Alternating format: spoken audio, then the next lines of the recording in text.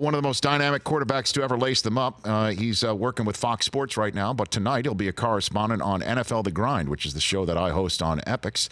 He spent some time with Phillip Rivers and Keenan Allen and the Los Angeles Chargers last week. He's Michael Vick. How are you, Michael? I'm doing good, Rich. How about yourself? I'm doing just fine. What did you find in Phillip Rivers towards the end of his, I guess, career, or in the back nine that he's playing there in Los Angeles? I found passion in his back nine. I mean, his willingness to continue to compete at a high level is probably higher than it was when he was younger. And, you mentioned anything about how long he's going to play or how long he's going to continue to do it. He just lights up, man. And it tells me that Phillip Rivers will be playing for another 4 to 5 years because he's having that much fun. I think what you get in, this stage in your career, and I witnessed it when I was 30, 34, 35. I just love teaching young guys, how to play the game, and I think he's enjoying having younger guys come in and helping them understand the game of football and what it's all about and how to be the best at it. So his passion is what stands out. Well, I mean, and you've been there and you've done that. You've been on teams that have Super Bowl aspirations, and folks might not know, but you can tell me, what's the name of the quarterback who came up with the first road win for a playoff team in the history of Lambeau Field, Michael? What's the name of that quarterback? That would be me. That's correct. That would be me. So you've been there, you've done that, and also you've been on some teams that have fallen short. Was there any indication of the type of performance the Chargers would actually forward on Sunday Night Football against the Steelers team starting a third-string quarterback, Michael?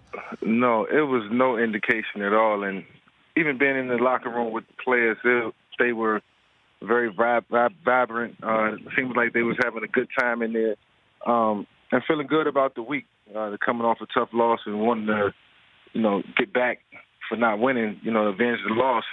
Seems like that was the common goal for everyone. And just speaking to some of the guys, and I just would have never seen that coming. But it's just anything can happen in the game of football any given Sunday. There's so much truth to it. How does that happen? Is there a way that you could, just from your wisdom or your experience, just how you can put it together? We're all wondering, what type of team are the Chargers? Can the Steelers actually replicate that with Mason Rudolph should he come back after their bye? Is there an answer to all that, Michael? Is it an answer to the Chargers not going in and looking, sort of flat? Yes, I think, no NFL team comes into the stadium unprepared. What I think you can do is come into a stadium and underestimate an opponent. And when you got a guy, and Hodge just starting for the Steelers, a third-string quarterback, you kind of think that he's going to make mistakes and things are going to happen in your favor and it won't be detrimental to your side. And before you know it, this guy's prepared, he's hungry, you don't know what type of play he is, and he comes out and surprises you. So I think that's what happened to the Chargers. And, for Pittsburgh, for them to find a guy who came in and played the way he did under those circumstances on the road, sometimes you got to just continue to roll with the high hand. Let Mason Rudolph heal. That's what the game is all about. Michael Vick joining me here on the Rich Eisen Show. Again, you can watch his work hanging with the Chargers and Phillip Rivers on NFL The Grind tonight on Epix at 9 Eastern Time. Hearing your name a lot, Michael, when Lamar Jackson goes out and does what he's been doing of late. Do you speak to the kid at all? Yeah. Well, we talk occasionally. I did a sit-down interview with him last year. I was a workaholic. He was working on his craft every time, I seen something going on with him, or anytime he text or call, it was, always him just grinding it out and putting in the work. And it's evident that, the evolution of him at the position now is starting to take shape and form. He's really hard to deal with. The system is built around his game and what he could do. And I think a lot of these young quarterbacks are so familiar with these read option systems that they're starting to perfect it in the NFL, and it's a great thing to see Lamar playing at a high level. Is it true? Did I see a quote that you think that he might be better than you, Michael? Is that an accurate quote? Well, I said that 3 years ago when he was in college, and he dismantled Florida State in front of the entire world. And, the only thing I could do was recollect back to the times that I played with Virginia Tech and how Florida State just gave us problems, and we had them on the ropes, but it was a tough game, and I had to do more than enough to put us in a position to try to win that game. And to see him go out there and just toy around with those guys, I think, the next generation should always be better. And, it was, almost for certain for me to watch another guy come after me and see him do it a little bit better and to make it look a little bit easier. And I'm like, this guy is, he's better than me. He's better than what I was. And I said it in true meaning, and I meant it, and I meant for him to hear it and to motivate him. And I think he's taking that and run with it. So what do you see when he struggles, Michael? Do you see something that you went through in the first couple of years when you came out of Virginia Tech? What do you see on those days when he's not lighting it up? I think he's had some struggles early. I think one of the struggles, and I think when it becomes a similarity to me when I look at it, is that some games they go in and the playbook might not open up. It might not open up enough. And you're playing against an opponent, just say like, Drew Brees, and you got to, if it's not ball control, you got to be scoring points. And that doesn't happen. So it kind of puts you in a box and in a bind where, the playbook might not be as extensive that week and wide open. We're going to try to beat them, within the box, within the hashes, with the run game and short passes, and then all of a sudden you need long passes. So I had some games where it became difficult early in my career, too, like my second, third year before we went into a game with so many plays that, if anything was to happen and, we got stymied, then we can go to something that, can open up the playbook and, change the dynamic. So, yes, early in my career I did, and I see that in a couple games that Lamar's played in this year where he was just stuck in the box. Offense wasn't opened up enough. Michael Vick here on the Rich Eisen Show. Which offense could you excel in the most right now in the NFL today? That if you could come back as the, fresh out of Virginia Tech version of yourself on the field, which offense you say that's the one that I could be the MVP and win a Super Bowl in?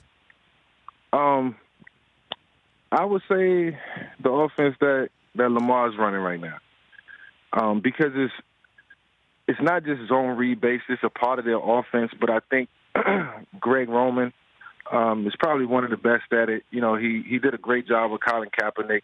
He did a great job with Tyrod Taylor. And anytime he has a mobile quarterback, they seem to do very well. And I think he understands the run game really well.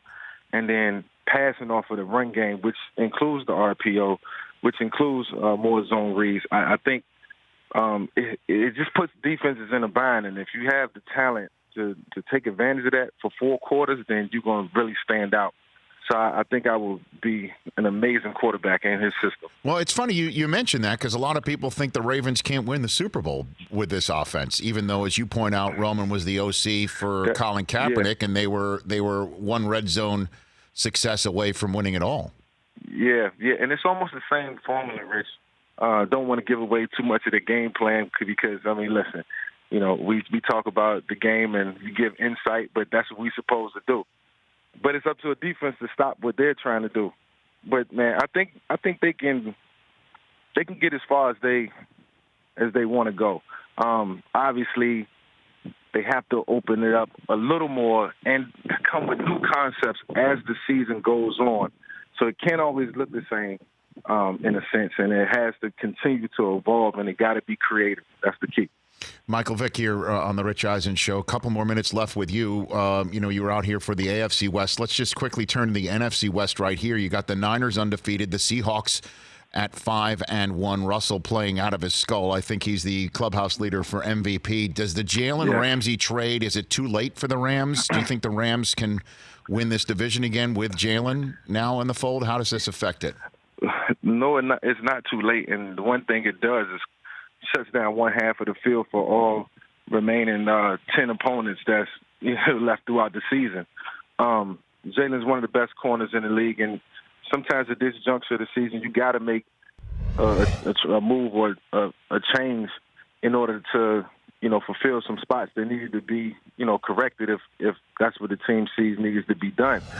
And it's going to be good for the Rams. I mean, not good for the other teams in the division, but Seattle, and the 49ers are already at the top of the division, and it's going to be a long hill. It's going to be a long climb. They'll have to go on a win streak, and around this time of the year, teams need to start winning, 3 to 4 games in a row. That's how you make your playoff push. You got to get hot, and the teams that get hot right now are going to win games. And it's obvious that the 49ers and the Seattle Seahawks are already hot, so the Rams have to, they got to strike that match. So, Michael, last one for you here on before we send you off into that day. When you look at the entire landscape of the NFL and what we just heard from the commissioner, 17-game season, how do you think that's going to land in front of the players? I think the players will accept it. And it all depends on if they cut out a couple preseason games. I'm thinking, 2, even 1. The players they'll compensate for that. I don't think that would be a difficult decision. It's just one bigger check that you get. You don't get paid for the preseason game, so combine it all into one game and the game that count. I think is good for the NFL, and I'm definitely going to enjoy it, Rich, because I love the game of football and I love watching it every Sunday. So it makes for a longer season. I'm happy I didn't play 17 games when I played, but as a spectator, I'm glad that the guys would have an opportunity. Well, that's where I was going to go, Michael. I mean, I don't know how you're feeling these days, but you used to take some hits. One extra game is, I would think that even any extra games might be a non-starter for the Players Association. Yeah, it might be tough, but I think when guys think about the money that they generate, the money that's going to be made, and the money that they can put in their accounts and save, what's one more game? What's one more game of entertainment, fulfilling your stats, whatever motivates you within the game of football, what's, one more opportunity. But, Rich, only at the expense that, it's one or two preseason games taken out, and then that shortens training camp, and then that gets you to the season a lot quicker. So I think only if that happens, then, the 17-game season makes sense. Michael, thanks for the time. I enjoy having you on there, and I look forward to seeing you on the grind. I hope you do a whole bunch of them. Oh, man, I hope so, too, man. I had so much fun doing it. It's going to be an awesome show tonight. Excellent. Terrific. I look forward to that. Michael Vick, right here on the Rich Eisen Show. Check him out on Epix, on the NFL The Grind. Him with Phillip Rivers. For more of The Rich Eisen Show, tune to Audience Channel 239 on DirecTV for free on BR Live or download the Rich Eisen Show app.